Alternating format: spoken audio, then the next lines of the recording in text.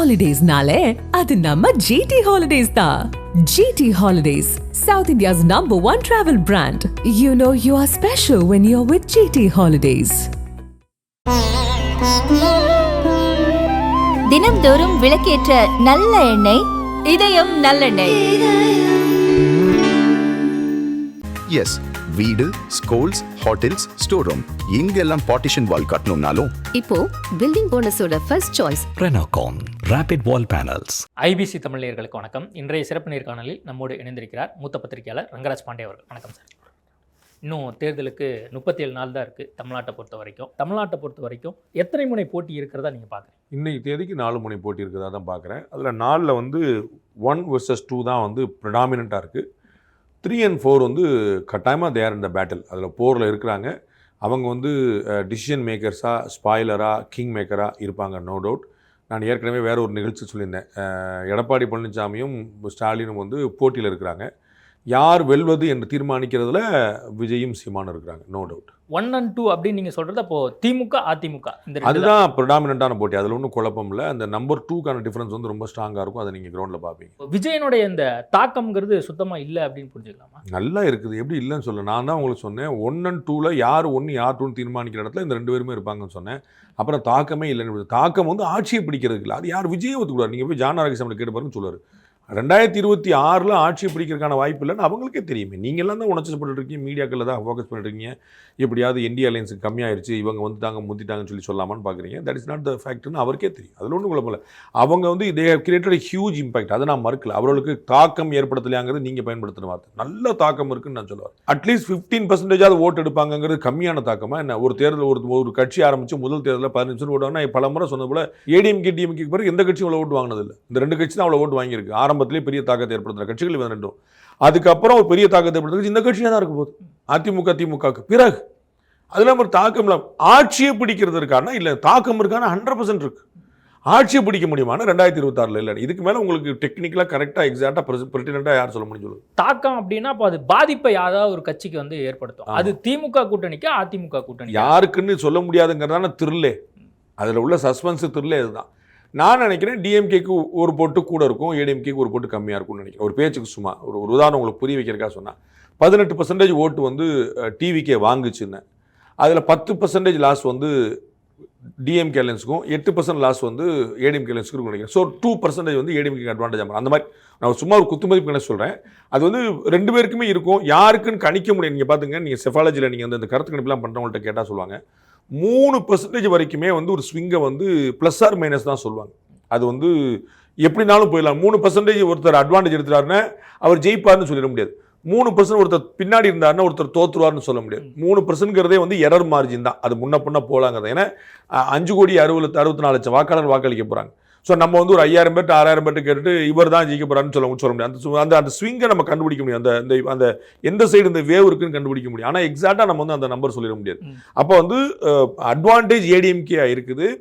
அதில் வந்து ஏடிஎம்கே ஓட்டை கொஞ்சம் கம்மியாக ஸ்பாயில் பண்ணுறாரு, அதை விட அதிகமாக டிஎம்கே ஸ்பாயில் பண்ணுறாருன்னு நான் நினைக்கிறேன். அட்வான்டேஜ் வந்து இப்போது திமுக கூட்டணிக்கு தான் இருக்குது அப்படின்னு சொல்லி ஒரு சில சர்வேக்கள் வந்து சொல்லிட்டு இருக்கு. தனிப்பெரும்பான்மையாக எந்த கட்சி அதிக அளவில் வாக்கு வச்சிருக்கு அப்படின்னு பார்க்கும்போது தாவேகாக்கு 19.2, திமுகவுக்கு 17.7 அப்படின்னு சொல்லி அண்மையில் இந்த லயலா முன்னாள் மாணவர்கள் எடுத்து அந்த கருத்து கணிப்பில் வந்திருக்கு. இது நீங்கள் எப்படி பார்க்குறீங்க? அதிமுகவுக்கு 15.32 அப்படின்னு சொல்லி வந்திருக்கு. அவங்க தான் சொல்லணும் எப்படி பண்ணாங்கன்னு. ஏன்னா ஒரு கருத்து கணிப்பை வந்து பொய் சரி அப்படின்னு சொல்கிற ஆளுத்துல நான் கிடையாது. ஏன்னா நான் கருத்து கணிப்பு நடத்துகிறேன். ஒவ்வொருத்தரும் நடத்துகிற விதம் வேறையாக இருக்குது. அதனால் அது அவங்க தான் சொல்லணும். இப்போ வந்து ஒரு படம் அவார்டு வாங்கிருச்சு அப்படின்னா இன்னொரு படம் வந்து மொக்க படம் படி அர்த்தம் கிடையாது. அவங்க வந்து அந்த படத்தை அவார்டு சொல்லியிருக்காங்க, அவ்வளோ. அது மாதிரி இவர்களும் சொல்லியிருக்காங்க. அது அப்படி தான் உண்மையாக இருக்கணுங்கிற அவசியம் இல்லை. அது உண்மையாக இருக்கலன்னா அவங்க எப்படி பண்ணாங்கிற விஷயம். ஸோ இது அவங்க தான் கேட்கணும். என்னே நீங்கள் கேட்டீங்கன்னு நாங்கள் சொல்கிறோம். நாங்கள் இதுக்கு முன்னாடி நாங்கள் 2 சர்வே இப்போ ரீசெண்டாக இந்த எலெக்ஷனை ஒட்டி நாங்கள் பண்ணியிருக்கோம். அதில் ஒரு சர்வேல 3% வந்து டிஎம்கே அட்வான்டேஜ் எடுத்துச்சு. அடுத்த சர்வேல 3% ஏடிஎம்கே அட்வான்டேஜ் எடுத்துச்சு. 2 சர்வேலுமே இப்போ டிவிக்கு வந்து 20% எடுத்துச்சு. ஸோ வந்து அந்த ஸ்விங் வந்து இந்த பக்கம் மாறி வருதுன்னு நான் நினைக்கிறேன். எப்படி நடத்துறீங்கன்னு நீங்கள் என்கிட்ட பேட்டி கேட்டிருக்கீங்க, நான் பதில் சொல்லியிருக்கேன். ஒவ்வொரு கேள்வியாக கேட்டு ஒவ்வொரு நம்பராக கேட்டீங்க. அதை என்னால் எக்ஸ்பிளைன் பண்ண முடியும். பிகாஸ் நாங்கள் நடத்துகிற சர்வே கீழே என்ன பண்ணாங்க, என்ன போனாங்க, என்ன பேசுனாங்க, யார் என்ன சொன்னாங்க எனக்கு தெரியும். எந்தெந்த ஊரில் ஸ்ட்ராங்காக இருந்துச்சு எனக்கு தெரியும். இது யாரோ நடத்துனாங்கன்னு சொல்றீங்க, அவர்கள் நடத்துனது எப்படின்னு அவங்க தான் சொல்ல முடியும். நாங்கள் கமெண்ட் பண்ணுறது சரியா இருக்காது. இன்னைக்கு காலையிலேருந்து இன்னொரு கருத்து கணிப்பு கூட வெளியாகி அதுவுமே வந்து பார்த்தீங்கன்னா அது அட்வான்டேஜ் டு ஏடிஎம்கே அப்படிங்கிற மாதிரி தான் வந்து காட்டியிருக்கு. அப்போது நீங்கள் எடுக்கக்கூடிய சர்வேவும் அவங்க எடுத்த சர்வேவும் கிட்டத்தட்ட ஒன்று, அவங்களுக்கு தான் அட்வான்டேஜ், அதிமுகவுக்கு தான் அட்வான்டேஜ் அப்படிங்கிற மாதிரி இருக்குது. இது எப்படி நீங்கள் இல்லை, பெர்சன்டேஜ் வைஸாக ஐஏஎன்எஸ் எடுத்திருக்கக்கூடிய இந்த 2வது சர்வே நீங்கள் இப்போ சொல்கிறதும் நாங்கள் எடுத்த சர்வேவும் ஒரே மாதிரி இருக்குது. ஆனால் ஒரே பதில் தான். அவங்க எப்படி எடுத்தாங்க அவ்வளோதான். அவங்க எதை வச்சு எடுத்தாங்க, நாங்கள் நம்பர்ஸ் நாங்கள் சொல்லவே இல்லை, நாங்கள் பெர்சன்டேஜ் மட்டும் தான் சொன்னோம். அவங்க வந்து அதை வச்சுட்டு இவங்க 119 இவங்க 109ங்கிற மாதிரி கொண்டு வந்து நிப்பாட்டுறாங்க. ஒரு 10-15 சீட்டு வந்து டிஎம்கேலன்ஸ் கம்மியாக வரும், 10-15 சீட்டு கூட வருங்கிற மாதிரி அவங்க சொல்லி நிப்பாட்டிருக்காங்க ஐஏஎன்எஸ்ல. நான் வந்து அந்த நம்பருக்கு நான் போகவே இல்லை. ஏன்னா நான் வந்து தொகுதி வாரியாக நடத்தலை. நான் பெர்சன்டேஜ் வச்சு தொகுதி பார்க்க முடியாது. தொகுதி வந்து 234 தொகுதி போகணும். குளித்தலையில் யார் ஜெயிப்பா அப்படிங்கிறது தனி, திண்டுக்கல்ல யார் ஜெயிப்பா அப்படிங்கிறது தனி. இது ரெண்டுமே நீங்கள் வேறையாக பார்க்கணும். இங்கே நான் வந்து திண்டுக்கல் ஒரு சர்வே பண்ணிவிட்டு விருதாச்சலத்தை இவர் ஜெயிப்பார்னு சொல்கிறது வந்து அபத்தமானதாக இருக்கும். அப்போ நான் சர்வே வந்து கான்ஸ்டிடியூன்சி வைஸ் பண்ணலை. நான் வந்து சாம்பிளிங் நான் வேறு இடத்துக்கு பண்ணேன். ஒவ்வொரு இடத்துக்கு ஒரு மாதிரி சாம்பிளிங் வச்சு நான் பண்ணேன். அந்த கணக்குப்படி நான் வந்து பெர்சன்டேஜ் தான் சொன்னேன். பெர்சன்டேஜ் வந்து அட்வான்டேஜ் ஏடிஎம்கேன்னு நான் சொன்னேன்.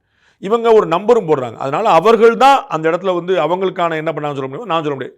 பெர்சன்டேஜ் வைஸாக நாங்கள் ரீசெண்டாக போட்ட சர்வேவும் அவங்க போட்டிருக்க சர்வேவும் ஒரே மாதிரி இருக்குது. That is what I can. Number அடிப்படையில் பார்க்கும்போது இவங்க வந்து 114லேருந்து 127 கொடுக்குறாங்க. உங்கள் கணிப்புப்படி தனிப்பெரும்பான்மையாக அதிமுக ஆட்சியை பிடிக்கும்னு நினைக்கிறீங்களா? இன்னைக்கு தேதிக்கு கடுமையான ஃபைட்டுங்க. அதான் ஹானஸ்டான பதில். கடுமையான ஃபைட்னா என்ன நடக்கும்னு சொல்ல முடியாது. கடுமையான ஃபைட்டில் 3 நடக்க வாய்ப்பு இருக்குது. மொத்தம் 3 தான். ஒன்று ஹங் அசம்பிளி மாதிரி 2 பேருக்கும் கடுமையான போட்டி வர வாய்ப்பு இருக்குது. இல்லைன்னா ஏடிஎம்கே ஸ்வீப் எடுக்க வாய்ப்பு இருக்குது. இல்லைன்னா டிஎம்கே ஸ்வீப் எடுக்க வாய்ப்பு இருக்குது. என்ன சார் நீங்கள் இப்படி சொன்னீங்களே, ஏடிஎம்கே 180 சீட் வந்துட்டாங்களே அப்படின்னு சொல்லி நீங்கள் அதிர்ச்சி பண்ண முடியாது. ஏன்னா எப்படி இந்த ஓட்டு பிளவுபடுதுன்னே சொல்ல முடியாது. அதுக்காக நம்ம வந்து அதுதான் ஹானஸ்டான பதில். நான் வந்து ஒரு நம்பர் சொல்லிட்டு இப்படி சொன்னேன் அப்படி சொன்னேன்னு சொல்லிட்டு பொருள் அர்த்தம் இல்லை. அது வந்து நான் வந்து ஒரு நம்பர் சொன்னால் அது சரியாக இருக்கணும்னு ஆசைப்படுற ஒரு சாதாரண ஜேர்னலிஸ்ட். அப்போ வந்து ஒரு யூகத்தில் போயிட்டு இப்படி சொல்லி அடிச்சு வைப்போம், நம்ம ஒரு நெரேட்டிவ் செட் பண்ணுவோம், ஏடிஎம்கே 180 சீட் ஜெயிக்க போகுதுன்னு சொல்லி வச்சுருவோம். அப்புறம் கேட்டால் ஸ்விங்கு மாறிச்சுன்னு அப்புறம் சமாளிச்சுக்கிறோம். இந்த ரஜினி கட்சி ஆரம்பிக்க கட்சி சொல்லிட்டு போய் சொல்லிட்டு அப்புறம் வந்து ஆரம்பிக்கலன்னு சொல்லி இவங்களா மாற்றி சொன்னாங்க பாருங்க. அவர் ரஜினி ஒரே ஒரு தான் சொன்னார் வாழ்க்கையில், 2014 சொன்னார். அவங்க 96 சொல்லிட்டு இருக்காங்க அவர் ஆரம்பிக்க போகிறாருன்னு சொல்லிட்டு இருந்தாங்க. அந்த மாதிரி வந்து அப்படி ஒன்று சொல்லிட்டு நம்ம அப்புறம் மாற்றிட்டு ரஜினி பல்ட்டின் செய்து போடுற மாதிரி மக்கள் மாற்றிட்டாங்க சொல்கிறாள். நாங்களே என்னுடைய கணக்கில் கடுமையான போட்டி நிலவுது. விஜயும் சீமானும் ஆட்சியில் அமர வைப்பவரையும் ஆட்சியில் இருந்து யார் வரக்கூடாதுங்கிறதையும் தீர்மானிக்கிற இடத்துல இருக்கிறாங்க. அது வந்து இன்னும் க்ளோஸ் டு த நெக் தான் பார்க்குறது தான் கொஞ்சம் பெட்டராக இருக்கும். இப்போதைக்கு கடுமையான போட்டி நிலவுது. எப்படினாலும் திமுக ஆட்சி வந்து தொடர்ந்தாலும் வியப்பதற்கில்லை, அதிமுக ஆட்சி வந்தாலும் வியப்பதற்கில்லை. அது மைனாரிட்டி கவர்மெண்ட்டாக தனிப்பெரும்பான்மையாக அது என்னை பொறுத்தளவுக்கு தனி பெரும் கட்சியாக ஏடிஎம்கே இருக்கும்னு நினைக்கிறேன். தனி பெரும் கட்சியாக ஏடிஎம்கே இருக்கும்னு நினைக்கிறேன். அலையன்ஸாக எப்படி வந்துலாம் நீங்கள் இப்போ அவங்க கொடுத்த ரிசல்ட் நம்பர்லேயே 10 சீட்டு தான் முன்ன பண்ண இருக்குது. ஸோ 10 சீட்டில் எப்படினாலும் எப்படினாலும் வந்து நிற்கலாம்ல, நீங்கள் சொல்ல முடியாது. ஸோ இப்படி போய் நான் ஒரு எப்பயுமே வேற ஒரு இடத்துல பேசிட்டு இருந்த மாதிரி ஒரு 5% மேலே டிஃபரன்ஸ் இருந்தால் தான் கான்கிரீட் வெற்றி பற்றி பேச முடியும். இல்லைங்க கிளியராக ஒரு ஸ்விங்கு தெரியுதுன்னு 5% கீழே எந்த பார்ட்டி இருந்தாலும் சரி, அது ஏடிஎம்கே லீட் எடுத்தாலும் சரி, டிஎம்கே 5% கீழே என்ன டஃப்பான ஃபைட்டுங்கிறது ஹானஸ்டான பதில். நான் வந்து 2014 களத்திலேயே சர்வே பண்ணிட்டு அடிப்பில் சொல்கிறேன். 3% 3% இருந்துச்சுன்னா கடும் போட்டிங்கிறதோட நிறுத்திக்கணும். அவனை இவங்க இப்படி சீட்டு அவங்க அப்படி சீட்டு அப்படின்னு சொல்றதெல்லாம் வந்து சும்மா ஒரு நம்ம இன்னைக்கு கிடைச்சது மைக்குங்க சொல்றதுக்காக இருக்குமே தவிர ஃபேக்டாக இருக்கணுங்கிற அவசியம் இல்லை. இன்னைக்கு காலையில் திமுகவினுடைய மாவட்ட செயலர் கூட்டம் நடந்து முடிஞ்சிருக்கு. அதில் உழைப்பை வந்து அள்ளி கொடுக்கணும், யார் யாரெல்லாம் வந்து அதிக வாக்கு வித்தியாசத்தில் வெற்றி பெறாங்களோ அவங்களுக்கு தான் அமைச்சர் பதவி, உள்கட்சி பிரச்சனையெல்லாம் நீங்கள் தள்ளி வச்சுட்டு உழைப்பை மட்டுமே கொடுங்க அப்படின்னு சொல்லி திமுக தலைவர் ஸ்டாலின் அவர்கள் அதுக்கு முன்னாடி ஜெயிக்கணும்னு சொல்லலையா, அமைச்சர் யார் யாருன்னு சொல்லிட்டாரா, ஜெயிக்கணும்னு சொல்லலையா, ஜெயிச்சா தானே அமைச்சர். 200 தொகுதி வரைக்கும் நம்ம வந்து உங்களுடைய நண்பர்கள்லாம் பேட்டியில் கேட்ட மாதிரி அது கூட்டணி அமைச்சரவை அமையுமா தனி அமைச்சரவை அமையுமான்னு ஏடிஎம்கே பற்றி கேட்டிருக்காங்க. அப்போ ஏடிஎம்கே ஆட்சி வரப்போது அவங்களே கன்வின்ஸ் ஆகிட்டாங்களான்னு பார்க்கணும். அவர் வந்து ஊக்கப்படுத்துறதுக்காக சொல்கிறாரு, களப்பணியில் டிஎம்கே மாஸ்டர்ஸ். நான் பல முறை சொல்லியிருக்கேன், எனக்கு அதில் எந்த மாட்டேன். அந்த மாதிரியான எக்ஸல் வந்து என்டி அலையன்ஸும் கொடுத்தாங்கன்னா அவங்களுக்கான வாய்ப்புகள் இருக்குது.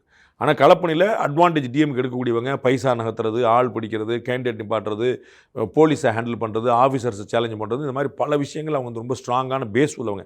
அதனால தான் திமுகவில் வேறு எந்த கட்சியிலுமே இல்லாத அளவுக்கு அந்தந்த ரீஜனில் வந்து குட்டி தலைவர்கள் இருப்பாங்க. வந்து ஒவ்வொரு ஊருக்கும் ஒவ்வொரு மாவட்டத்துக்கும் வந்து ஒரு ஸ்ட்ராங் பாஸ் ஒன்று இருப்பாங்க. தமிழ்நாடு முழுக்க ஸ்டாலின் வந்து பார்த்துக்கூடாது அப்படின்னு சொன்னால் ஒவ்வொரு ரீஜனுக்கும் ஒருத்தர் பார்த்துக்கூடாங்க, ஒவ்வொரு மாவட்டத்துக்கும் ஒருத்தர், அந்த மாதிரி நிறைய இருப்பாங்க. அந்த மாதிரி வந்து ஒரு பெரிய அளவில் கோஆர்டினேட்டர் நான் திரு எடப்பாடி பழனிசாமி வச்சுட்டு எங்களுடைய ஆண்டு விழாவில் சொன்னேன். மேலே ஒரு வந்து பியூட்டிஃபுல்லான ஒரு நெட்வொர்க்கிங் கோஆர்டினேஷன் இருக்குது. ஆனால் கீழே அந்த வரைக்கும் போய் சேருதாங்கிறத பார்க்கணும். அது வந்து டிஎம்கேல செஞ்சுருவாங்க. Other then Congress and DMK. இப்போ அதுதான் ஒரு பிரச்சனை ஆகும் நான் நினைக்கிறேன். திருச்சியிலேருந்து திருநெல்வேலி வரைக்கும் காங்கிரஸ் டிஎம்கேக்கான கோஆர்டினேஷன் கம்மியாக இருக்கும்னு நான் நினைக்கிறேன். ஸோ அது வந்து பிஜேபி ஏடிஎம்கிட்ட அந்த பிரச்சனை இல்லை. ஆனால் கிரவுண்ட் லெவலில் கடைசி வரைக்கும் அதிமுக எல்லா கட்சிகளையும் அரவணைச்சிட்டு போய் பிஜேபியிலேருந்து அம்மா மக்கள் முன்னேற்ற கழகத்துலேருந்து தமாகலேருந்து பாமக எல்லாருமே அரவணைச்சிட்டு ஏடிஎம்கே போனாங்கன்னா அட்வான்டேஜ் ஏடிஎம்கே தான். அது வந்து அவங்க இல்லை அவங்க பார்த்துட்டு ஒருத்தர் நான் செலவழிக்க மாட்டேன் நீ செலவழிக்க மாட்டேன் எனக்கா உனக்கா அப்படின்னா அது வந்து ஏடிஎம்கேக்காரங்க வந்து பிஜேபிலாம் ஒரு கட்சியா சின்ன கட்சி அவருக்கு எதுக்கு நான் முக்கியத்துவம் கொடுக்கணும்னு நினச்சாங்க. பிஜேபிக்காரங்க வந்து அவங்க தானே ஜெயிச்சு அமைச்சராக போகிறாங்க முதலமைச்சராக போகிறாங்க நான் சும்மா இருக்க எனக்கு எதுக்கு அப்படின்னு நினச்சாங்க. இந்த மாதிரி ஆளாக நினச்சிட்டாங்கன்னா அவர்களுக்கான வெற்றி உத்தரவாதம் கிடையாது. 2 பேரும் பரஸ்பரம் காலை பிடிச்சி உள்ள இழுக்கிறது தானே.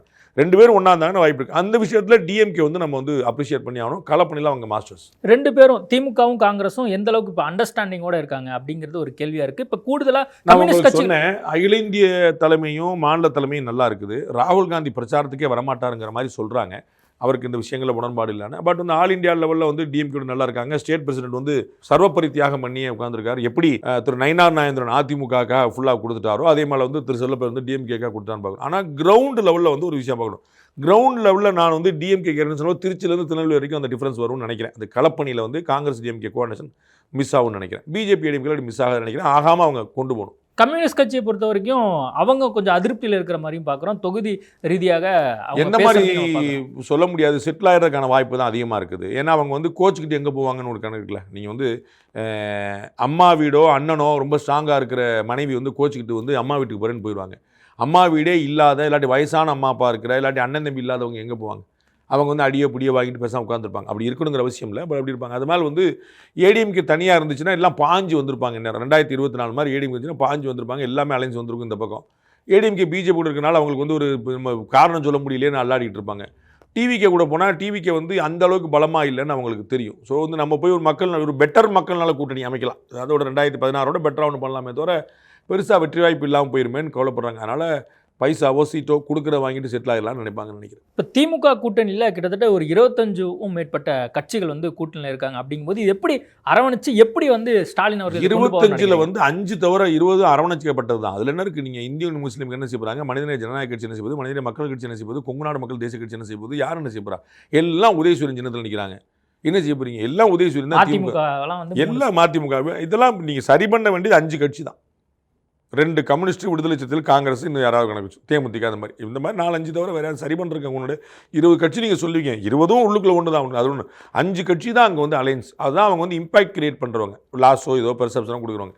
அந்த 5 பேரை மட்டும் சமாளித்த போது மற்றெல்லாம் ஒன்றும் பிரச்சனை இல்லை. மற்றெல்லாம் அது ஸ்மூத்தில் தான் போயிட்டு. என்டிஏ கூட்டணியில் விஜய் வருவார் அப்படிங்கிற மாதிரி டாக்கெல்லாம் இருந்தது. இப்போ கிட்டத்தட்ட வந்து அது உண்மை இல்லை, அந்த செய்திகள்லாம் உண்மை இல்லை அப்படிங்கிற மாதிரி செய்திகள் தான் வருது. சிடி நிர்மல்குமார் அதிகாரப்பூர்வமாக அவர் ட்விட்டர் பக்கத்தில் நாங்கள் யாரோடையும் அதிகாரப்பூர்வமாக பேச்சுவார்த்தையை நடத்தலை அப்படின்னு சொல்லி போட்டிருக்காரு.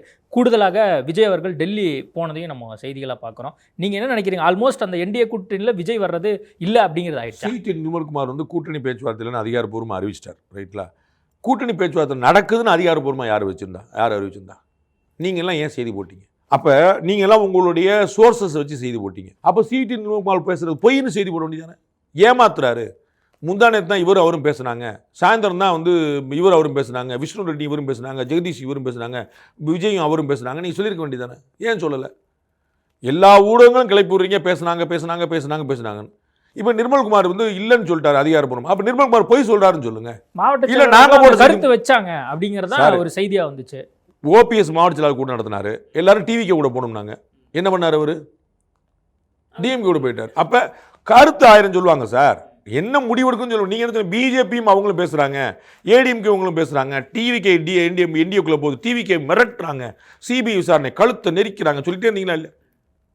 அப்புறம் நீங்கள் சரி சிடி நிர்மல்குமார் அதிகாரப்பூர்வமாக சொல்லி அதுக்கு முன்னாடி செங்கோட்டையன் சொல்லியிருக்காரு, அதை பார்க்க மாட்டேன்றீங்க. திரு எடப்பாடி பழனிசாமி நேற்று சொல்லியிருக்காரு, முந்தானத்து எங்கள் ஈவெண்ட்டில் சொன்னார், அதை பார்க்க மாட்டேன்றீங்க. எடப்பாடி பழனிசாமி அவர்கள் பலமுறை சொல்லிட்டார், எங்கள் ஈவெண்ட்டில் ஓப்பனாக சொன்னார். யார் கூடங்க பேசுகிறா, யாருங்க பேசுகிறா சொல்லுங்க. நீங்களா பேசுகிறாங்கன்னு சொன்னால் என்னங்க அர்த்தம் சொன்னார்? இல்லை அவர் போய் சொல்கிறாருன்னு சொல்லுங்கள். ஒன்று நான் we were wrong in that அப்படின்னு சொல்லுங்கள். இல்லை தேர் லையிங்னு சொல்லுங்கள். அப்படியே அடுத்த நியூஸ் கலந்து போயிட்டு அவங்க தொடர்ந்து அதை மறுக்கவே இல்லையே. இன்னைக்கு தானே சிடி நிர்மல்குமார் மறுத்திருக்காரு. அவர் மறுக்காம இருக்கிறார் அப்படின்னா போய் சொன்னாருன்னு சொல்லுங்கன்றேன் நான். யூ எக்ஸ்போஸ் ஹிம்னு சொல்றேன், இல்ல யூ அப்பாலஜைஸ்னு சொல்றேன். நீங்க வந்து பேசுறாங்க நீங்க இப்ப பேசலன்னு சொல்லிட்டாரு, அதிகாரப்பூர்வமா சொல்லிட்டாரு. எது உண்மை? நீங்க பேசலாம்னு சொன்னீங்களா இல்லையா? அப்ப அவர் பேசலன்னு சொன்னா எது உண்மை? எங்களுக்கு சொல்லுங்க, மக்களுக்கு சொல்லுங்க. அவர் போய் சொல்றாருன்னு சொல்லுங்க, இல்ல நாங்க தப்பா போட்டோம் சொல்லுங்க. கிரெடிபிலிட்டி வேண்டாமா சார்? யார் பேசுகிறான்னா சொன்னேன், நான் பல முறை சொன்னேன், சுற்றி இருக்கக்கூடியவர்கள் நலம் விரும்பிகள் 1000 பேர் பேசுவாங்க. மாப்பிள்ளை பொண்ணு சம்மதிக்கணும், நலம் விரும்பி சேர்ந்துருங்க சார் சேர்ந்து சொல்லிட்டு தான் இருப்பாங்க. ஏடிஎம்கே பிஜேபி 2024 சொல்லிட்டு தான் நாங்கள் சேர்ந்துருங்க. அவங்களும் எடப்பாடி பழனிசாமி அமித்ஷாவெல்லாம் முடிவு எடுக்கணும். கூட போகிறவங்க சேர்ந்துருங்க சேராதீங்க சொல்லி நீங்கள் சொல்லிட்டு அதில் என்ன இருக்குது? நான் வந்து பல முறை சொன்னேன், முதல்ல ஏடிஎம்கே விரும்பிச்சு, தாவேக்காவுடைய கூட்டத்தை அதிமுக விரும்பியது, பிறகு பாஜக விரும்பியது, இல்லை நம்ம சேர்ந்தாலும் இப்போ தாவேக்கா விரும்புது. அதுதான் நீங்கள் பார்த்தீங்க, அவங்களுடைய தொண்டர்கள்லாம் சொன்னாங்க, மாவட்டத்திலாம் சொன்னாங்க. அது ஆனால் மேலே முடிவு எடுக்கிறாங்க, இது எல்லாருமே விரும்புகிறாங்க ரைட், ஓகே, அவங்க சம்மதிக்கணும்ல. விஜய் சம்மதிக்கிறாரா, எடப்பாடி பழனிசாமி மறுக்கிறாரா? இன்னைக்கு ஏதோ ஒரு ஊடகத்தில் பார்த்தேன், அதிமுக 2 பேருமே வந்து 2 பக்கம் போயிட்டாங்க, பிஜேபி விரும்புது, அதிமுக விரும்பலை. இதெல்லாம் மாற்றி என்னுடைய கணக்கு சொல்கிறேன் பாருங்கள் உங்கள்கிட்ட.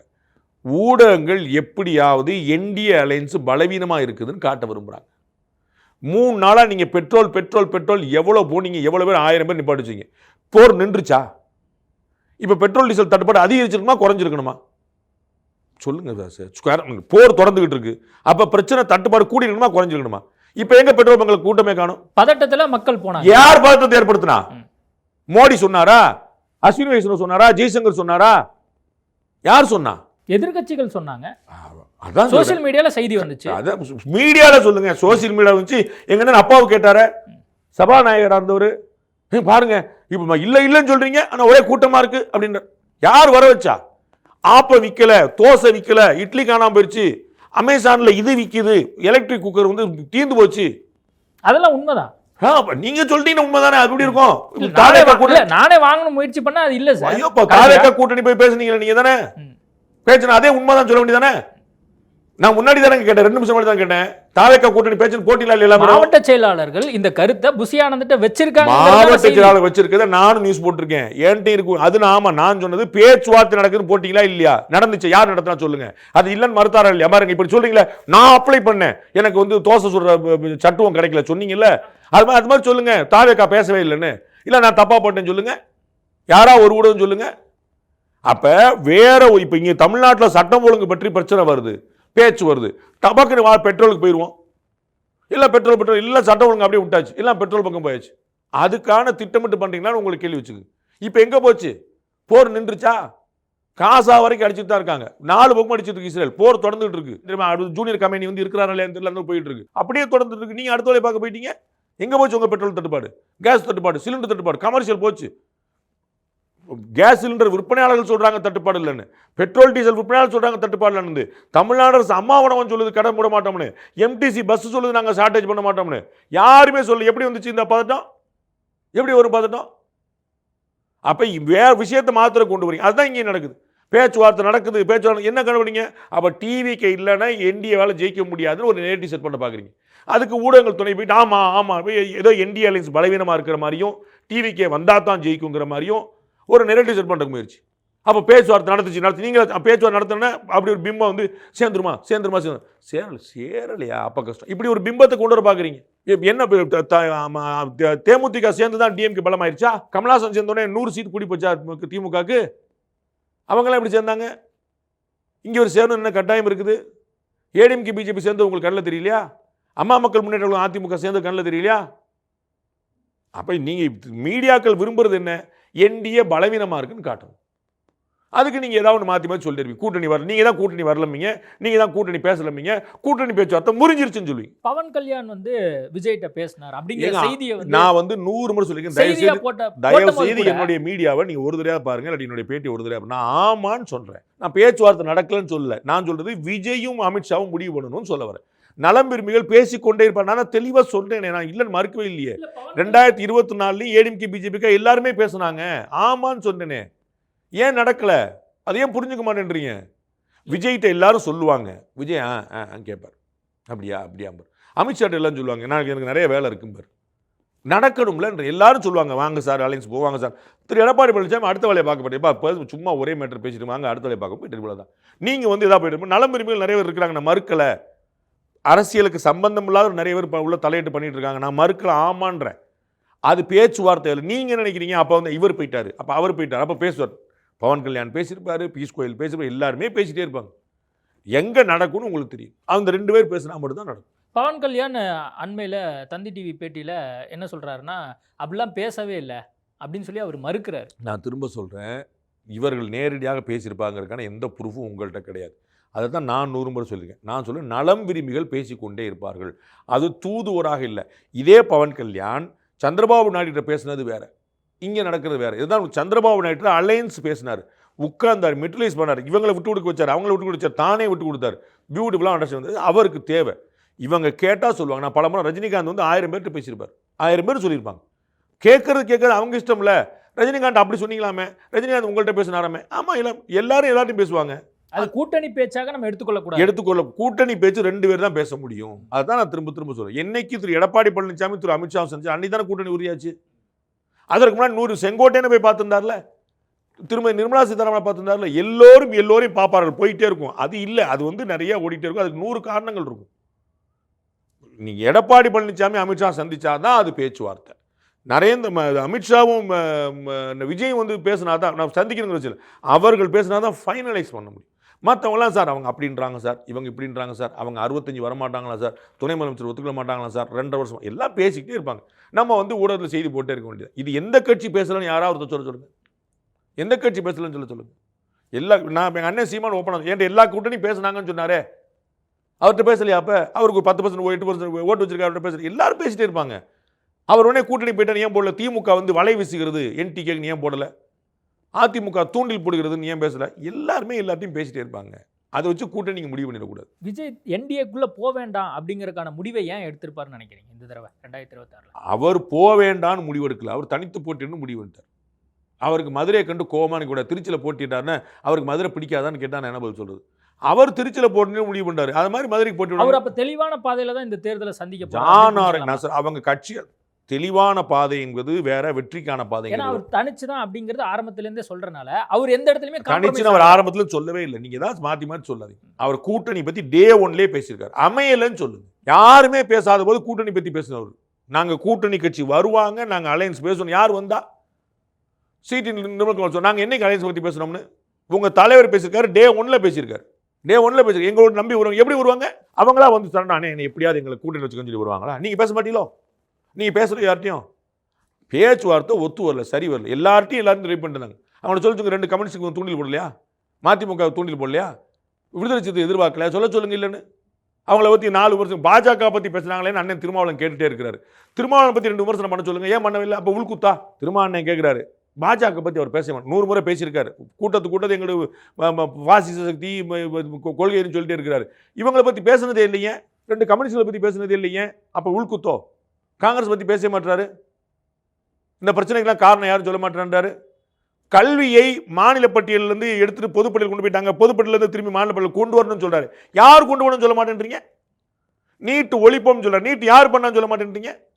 ஃபிஷர்மேன் பிரச்சனைக்கு நான் குரல் கொடுப்பேன்னு சொல்றீங்க. ஃபிஷர்மேன் பிரச்சனைக்கு யார் காரணம் சொல்ல மாட்டீங்க? கட்சத்து யார் கொடுத்த மாட்டீங்க? காங்கிரஸ் அவ்வளோ சைலண்டா இருக்காரு, கண்ணு காணாம இப்படிக்கா திரும்பி பேசிட்டு இருக்கிறாரு. உள்குத்து தானே. அலையன்ஸ் 1000 பேர் பேசுவாங்க. அவர் வர விரும்பலன்னு எப்படி சொல்றீங்க நீங்க? அவர் ட்ரை பண்ணார், அமையலை. அவர் ஆரம்பிச்சு போயிட்டு போய் ஜான் ஆரோக்கியசாமி இருக்கிறார், வாங்க ட்ரை பண்ணி பார்ப்போம், வேறு தனியாக தான் போகணும் போல தெரியுது, தனியாக போயிட்டு இருப்பேன். தாவேக்கா 37 நாளில் இப்போ என்ன பண்ணிட முடியும்னு நீங்கள் நினைக்கிறீங்க? 234 கேண்டிடேட்டை தேடணும். ஒரு 15 நாளில் எல்லாமே வேட்பாளர்கள்லாம் வந்து சிக்காமலா போயிடுவாங்க. யாரும் வருவாங்க, தேடி கண்டுபிடிச்சிருவாங்க. நாம் தமிழர் கட்சியை பொறுத்த வரைக்கும் தனிச்சு தான் அப்படிங்கிறது அவங்க முடிவு பண்ணி கிட்டத்தட்ட வேட்பாளர் அறிவிச்சு அவங்க எல்லா பக்கமும் கிட்டத்தட்ட 24 நாள் அறிவிச்சாங்க. அதை பிரச்சாரங்களை வந்து மேற்கொண்டுட்டு இருக்காங்க. அவங்க இந்த 2026 எந்த அளவுக்கு தாக்கத்தை ஏற்படுத்த முடியும்? ஒரு சவாலான காலகட்டம். நாம் தமிழருடைய வாக்குகளை தாவேக்கா வந்து பெருசாக எடுத்துச்சு. அதை வந்து அண்ணன் அவனுடைய புத்திசாலித்தனத்து மூலமாக மீட் அவுட் பண்ணிட்டாரு, நியூட்ரலைஸ் பண்ணிட்டாருன்னு நான் நினைக்கிறேன். அவருடைய ஓட்டு தக்க வைக்கப்படும் நினைக்கிறேன். அது நான் ரிசல்ட் வந்த பிறகு நான் வந்து என்னுடைய கணிப்பு சரிதானாங்கிறத நான் சொல்கிறேன். எனக்கு ஒரு மனசில் ஒரு கணக்கு இருக்குது. இப்படி பண்ணது மூலமாக அவர் இப்படி சமாளிச்சாரு அப்படின்னு நான் நினைக்கிறேன். அது நான் நினச்சது கரெக்டு தானாங்க. நான் வந்து சொல்ல வருது, அவர் தன்னுடைய வாக்கை தக்க வைத்து கொண்டார். வாக்கு வச்சு கொண்டார்னா எதை வந்து அவர் நியூட்ரலைஸ் பண்ணிட்டாருன்னு நினைக்கிறேன். அதுதான் அவர் தாவேக்கா வந்தோடனே இளைஞருடைய வாக்கு அங்கே போச்சு. இளைஞருடைய வாக்கு முதல்ல நாம் தமிழ், அதாவது ஏடிஎம்கே டிஎம்கே வேண்டாங்கிற வாக்கு ஒன்று இருந்துகிட்டே இருக்குங்க, தமிழ்நாட்டுக்கு இருந்துகிட்டே இருக்குது. அதற்கு வேறு வழியில் அவங்க தான் பல முறை சொன்னாங்க. அவங்க தான் வந்து ராமதாஸ் பின்னாடி போனாங்க, அவங்க தான் மூப்பனார் பின்னாடி போனாங்க, அவங்க தான் விஜயகாந்த் பின்னாடி போனாங்க, அவங்க தான் மதிமுக பின்னாடி போனாங்க, அவங்க தான் பாஜக பின்னாடி வந்தாங்க. எல்லா கட்சி பின்னாடி அவங்க தான் ஏடிஎம்கே டிஎம்கே வேண்டாம்னு ஒரு குரூப் வந்துகிட்டே இருக்கு. அதில் ஒரு கன்விக்ஷன் ஏற்பட்டது திரு சீமான்ட்ட தான் முதல் முறையாக. ஆனால் ஒரு தமிழ் எக்ஸ்ட்ரீமிசம் பேசுகிறாரேன்னு ஒரு பயம் இருந்துகிட்டே இருந்துச்சு. ஆனால் கொஞ்சம் கொஞ்சமாக அந்த கன்விக்ஷன் ஏற்பட்டுக்கிட்டே வருது. படக்குன்னு அண்ணாமலை வந்து என்ட்ரி கொடுத்து பிஜேபியில் வரணும், தேசிய கட்சியாக இருக்குது, எக்ஸ்ட்ரீமிசம் பேசலை, சூப்பராக இருக்குது, அவர் யூத்தாக இருக்கார், பச்சை தமிழராக இருக்கார். அடுத்து யூத்து பூரா அந்த பக்கம் பிஜேபிக்கு புது ஓட்டு உள்ளே வந்துச்சு. நான் என்கிட்ட பிஜேபியில் இருக்கக்கூடிய மூத்த தலைவர் ஒருத்தர் சொன்னார், ஏன் நான் கட்சியிலேருந்து வீட்டிலேருந்து நான் இறங்கி போனேன்னா எதிர யாருமே இருக்க மாட்டாங்க, இப்போ டெய்லி காலைல 10 பேர் எங்கள் வீட்டு வாசலில் நிற்கிறாங்க சார் அப்படின்னார். எங்கள் பிஜேபி தான் இப்படி ஜேஜன் ஆயிடுச்சான்னு எனக்கே ஆச்சரியமாக இருக்குது அப்படின்னார். அந்த மாதிரி ஒரு புது ஓட்டு உள்ளே என்ட்ரி ஆச்சு, ஏற்கனவே இருந்தது தாண்டி.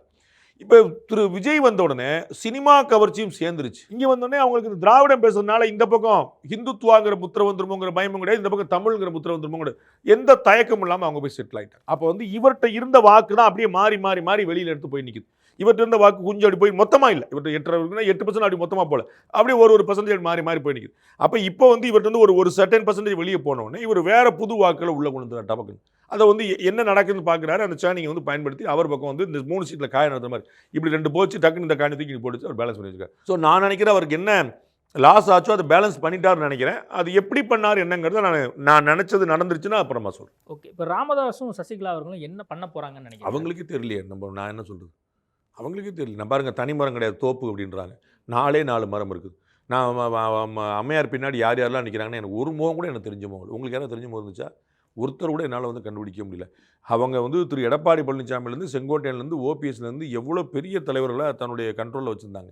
இன்றைக்கி வந்து அவங்க எங்கே இருக்கிறாங்கன்னு நான் ரொம்ப யோசிக்கிறேன். ஐயா ராமதாஸ் வந்து ஒரு நன்றி கடனுக்காக 4 பேர் கொடுக்கணும் பார்க்குறாரு, தன்னுடைய மகளுக்கு, தன்னுடைய பேரனுக்கு, ஜிகே மணிக்கு, அவருடைய மகன் தமிழ்குமரனுக்கு, அருளுக்கு, இந்த மாதிரி ஒரு 5-6 பேர் கடைசி வரைக்கும் நம்ம கூட நிற்கிறாங்களேன்னு பார்க்குறாரு. என்ன செய்யறனே தெரியல. ஏடிஎம் கூட தான் பேசுகிறாரு. டாக்டர் அன்புமணி ஒத்துக்கிடுவாரா, திரு எடப்பாடி ஒத்துக்கிடுவாரா, ஒன்றுமே புரியாமல் முடிகிறாங்க. ஸோ அவங்களுக்கே எதுவும் தெரியுமான்னு தெரில. நான் இன்னும் 2 நாளில் வரப்போ 2 நாள் சொல்லிட்டாங்களா இல்லைன்னு பாருங்கள். நீங்கள் கட்சி பேரே இப்போ தான் வச்சுருக்காங்க. மதுரையில் வந்து பஸ் ஸ்டாண்டு மேலே ஒரு போர்டு பார்த்தேன், இதே பேரோட புரட்சித் தலைவர், அம்மா புரட்சித் தலைவர்னு புரட்சித் தலைவர் மக்கள் முன்னேற்ற கழகம் போட்டு அப்படியே ஒரு போட்டு பஸ் ஸ்டாண்டு மதுரை பஸ்ஸில் ஒரு போர்டு எடுத்து காட்டினாங்க. எனக்கு அது மாதிரி எங்கே இருந்த கட்சி, என்ன சின்னம் ஒன்றுமே தெரியல. சின்னம் இவங்களா போட்டிருக்காங்க, சின்னம் இப்படி கொடுப்பாங்களா, 234 தொகுதிக்கும் கேண்டிடேட் போட போகிறாங்களா, ஏதாவது ஒரு கேள்விக்கு பதில் இருக்கா? அவங்க யாரோட கூட்டணி போவாங்க? டிஎம்கே கூட வரும், ஓபிஎஸ் அப்படின்னு சொல்லி ராமதாஸ் தரப்புலையும் இவங்க தரப்புலையும் சசிகலா தரப்புலையும் சேர மாட்டாங்கன்னு நான் நினைக்கிறேன், சேர்க்க மாட்டாங்கன்னு நான் நினைக்கிறேன். அது சேர்ந்தாங்கன்னா அவங்களுக்கு வந்து பெர்செப்ஷன் வைஸில் பில்டப் கொடுக்கும்னு நினைப்பார், அது மைனஸாக மாறும்னு நான் நினைக்கிறேன்.